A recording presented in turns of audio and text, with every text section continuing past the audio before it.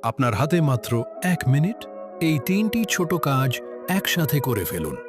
নিজের দিনটা আরও প্রোডাক্টিভ করে তুলুন। মাইন্ড রিসেট করুন। চোখ বন্ধ করে গভীর একটা শ্বাস নিন।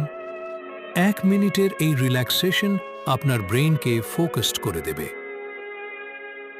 অগোছালো কিছু গুছিয়ে ফেলুন। আপনার ডেস্কের একটা অংশ, ফোনের নোটিফিকেশন বা টাস্ক লিস্ট। একটা ছোট জিনিস গুছিয়ে ফেলুন। মস্তিষ্ক হালকা লাগবে। নিজেকে কিছু বলুন, আমি পারি, আজকে আমি শেষ করব।